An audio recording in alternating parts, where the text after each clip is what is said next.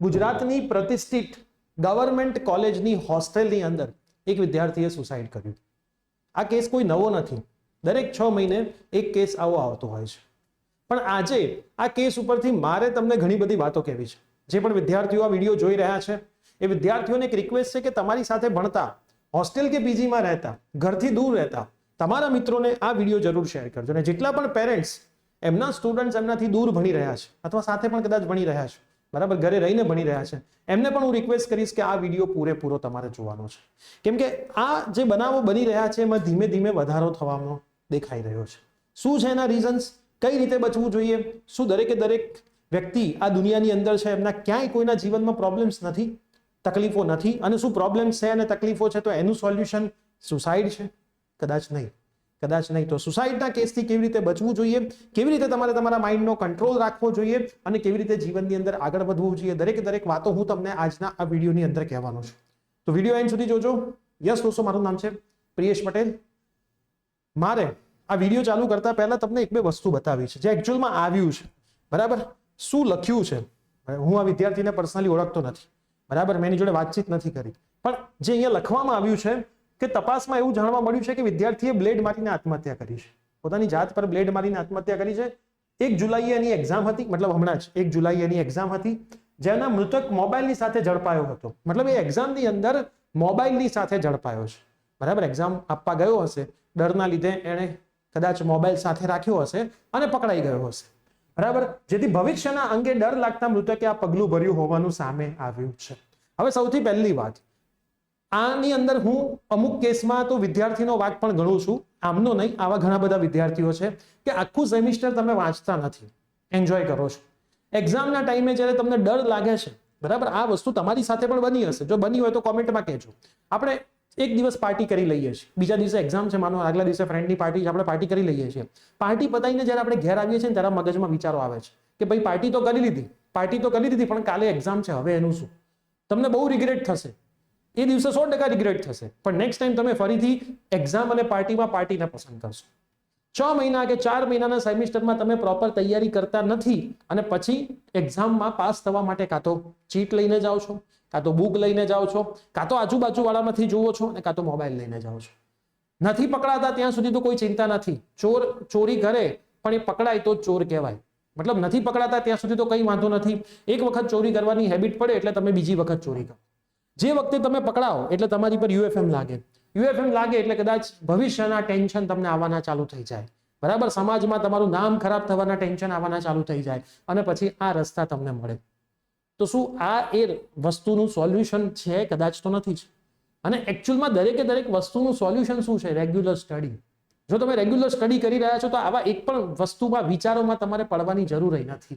અને કદાચ તમે નથી પણ વાંચ્યું અને એક્ઝામમાં ગયા અને ફેલ પણ થઈ ગયા, શું ફરક પડે છે?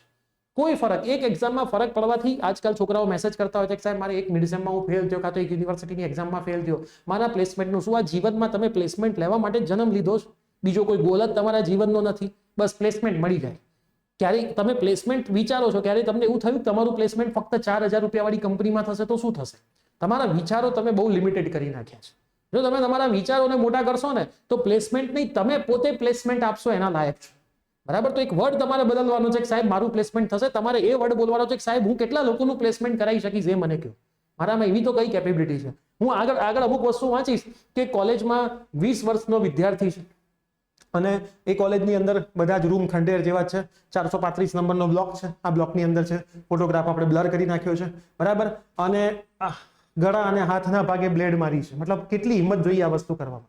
સિમ્પલ તમે બ્લેડ પકડીને આમ ખાલી મારવાનો ટ્રાય કરજો, નહીં વાગી શકે. પણ આ વિદ્યાર્થીની હિંમત જુઓ. અને પછી પોલીસ તપાસ ચાલુ થઈ છે, ના છે ને તે છે ને એવું બધું લખ્યું છે, બરાબર. અને રૂપ બંધ જોયો તો ને બસ બીજી બધી વાતો એ જ છે.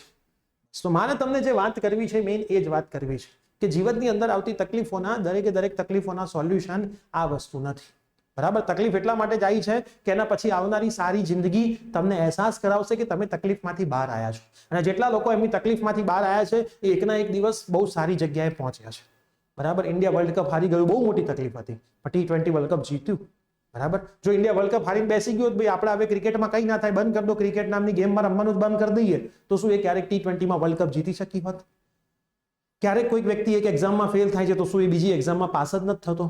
અને કોઈ એક એક્ઝામ, કોઈ એક વખત તમે ચોરી કરતા પકડાઈ પણ ગયા તો એનાથી તમારા જીવનમાં કોઈ ફરક પડવો જ ના જોઈએ. અને આમાં ઘણા બધા કેસીસની અંદર હું પેરેન્ટ્સને જવાબદાર ગણું છું. બરાબર, પોતાના સ્ટુડન્ટ્સની મને ઘણી વખત પેરેન્ટ્સ કહેતા હોય છે ઓછા માર્ક, ફેલ થયો હોય 12થમાં, રિપીટરમાં પાસ થઈ ગયો હોય, સાહેબ અમે તો આ કોલેજમાં એનઆરઆઈ કોટામાં લઈ લીધું, બહુ સારી કોલેજનું નામ આપે. હું એમને કહું કે ભાઈ તમારો સ્ટુડન્ટ, તમારો સન અથવા તમારી ડોટર શું એ કોલેજના સિલેબસને લાયક છે? બરાબર, તમે એનું એ કોલેજમાં લઈ તો લીધું સમાજમાં કહેવા માટે કે ભાઈ બહુ મોટી કોલેજમાં એડમિશન કરાવી દીધું, એટલે શું સમાજ બોલતો બંધ થઈ જાય? પૈસા છે, એડમિશન 100% કરાવી દીધું, પણ તમને શું લાગે છે કે એ કોલેજના કરિક્યુલમમાં, એ કોલેજના સિલેબસની અંદર તમારો સન અને ડોટર ફિટ થશે, પાસ થઈ શકશે, આગળ વધી શકશે, કે ફરીથી આ જ કહાની ઊભી થશે? તો જેટલા પણ પેરેન્ટ્સ છે એમને પણ રિક્વેસ્ટ કરું છું કે સ્ટુડન્ટ્સની કેપેસિટી મુજબ કોલેજ સિલેક્ટ કરવી જોઈએ. બરાબર, અને દરેકે દરેક સ્ટુડન્ટ્સને પણ કહું છું ભાઈ દરેક સ્ટુડન્ટ રેન્કર બની જાય એવું જરૂરી નથી. તમને ખબર છે કે તમે 60%ની કેપેસિટી વાળા છો ને તમે 61 પણ લાવો છો તો એ તમારા માટે એચિવમેન્ટ જ છે. અને કદાચ તમારો ફ્રેન્ડ 91% લાવે છે તો તમારે ટેન્શન લેવાની એમાં જરૂર જ નથી. એ એની કેપેબિલિટી પ્રમાણે લાવ્યો છે અને તમે તમારી કેપેબિલિટી પ્રમાણે લાવ્યો છો, અને દરેકની કેપેબિલિટી અહીંયા અલગ અલગ હોય છે. બરાબર, એટલે હંમેશા ખાસ વસ્તુનું ધ્યાન રાખજો કે દરેકે દરેક વસ્તુનું સોલ્યુશન આ નથી. અને તમારામાંથી પણ ક્યારેક કોઈકને આવા વિચારો આવે છે તો અમારી ટીમના કોઈ પણ મેમ્બરને તમે મેસેજ કરી શકો છો. અમારી ટીમ ઓલવેઝ તમને સપોર્ટ કરશે. હા, પણ મહેનત કરવી હોય તો. ખાલી વાતો કરવા માટે, દિલને સાંત્વના મળે એવા શબ્દો સાંભળવા માટે, બરાબર, કહેવાય ને ઘણા લોકોની આવી ટેવ પડી ગઈ હોય કે ભાઈ મજા આવે, કહેવાય ને કે ભાઈ મજા આવે, ફાયદો ઉઠાવે ઇમોશનનો, તો એવું કરવું હોય તો નહીં. તમારે કંઈક મહેનત કરવી હોય, તમારે કંઈક આગળ વધવું હોય તો. અને તમારા શું વિચારો છે?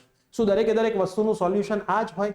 તમારા વિચાર પણ નીચે કમેન્ટ કરજો. કદાચ આ વિડીયોમાં હું કોઈક જગ્યાએ ખોટો પણ હોઉં, પણ એ મારા વિચારો છે. તમારા વિચારો ક્યાંક અલગ પણ હોય, પણ જો તમે રેગ્યુલર 2 થી 3 કલાકની મહેનત કરો છો તો આ બધી વસ્તુ માટે તમારે ક્યારેય જીવનમાં વિચારવું નહીં પડે.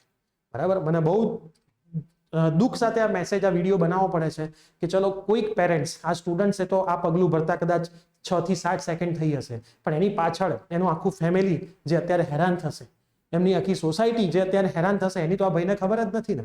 એક એક્ઝામમાં ચોરી કરતા પકડાયો ને એને આ પગલું લઈ લીધું, પણ એની પાછળના જે એમના ફેમિલી મેમ્બર્સ, એમના મમ્મી પપ્પા, એ બધા અત્યારે શું ફીલ કરતા હશે? શું તમારા પેરેન્ટ્સે તમને આ જ વસ્તુ જોવા માટે જન્મ આપ્યો હતો? બરાબર, આ જ વસ્તુ જોવા માટે જન્મ આપ્યો હતો. તો જેટલા પણ સ્ટુડન્ટ છે ક્યારે પણ આવા વિચારો કરવા નહીં. ફેલ થવાય, બરાબર, પડીને આગળ પણ વધાય. જિંદગીમાં તમે ક્યાં પહોંચો છો એ મહત્વનું છે. બરાબર, તમે કોઈક એક્ઝામમાં ફેલ થઈ જાઓ છો એ મહત્વનું નથી. તો કમેન્ટ જરૂર કરતા જજો ને. વિડીયો તમારા જેટલા પણ મિત્રો કે જેને તમે દિલથી મિત્રો માનો છો એને શેર કરજો, જેથી કોઈ પણ વ્યક્તિ કદાચ ઇન ફ્યુચર ખરાબ એક્ઝામના લીધે, ચોરી કરતા પકડાવાના લીધે અથવા તો ફેલ થવાના ડરે આવા પગલા ના ભરે. કેમ કે ફેલ થવું એ દુનિયાનો, આપણા જીવનનો એક પાર્ટ છે જેમાંથી દરેકે દરેક વ્યક્તિએ પસાર થવાનું જ છે. મળીએ છીએ કોઈ નવા વિડીયો સાથે. Till then by, take care.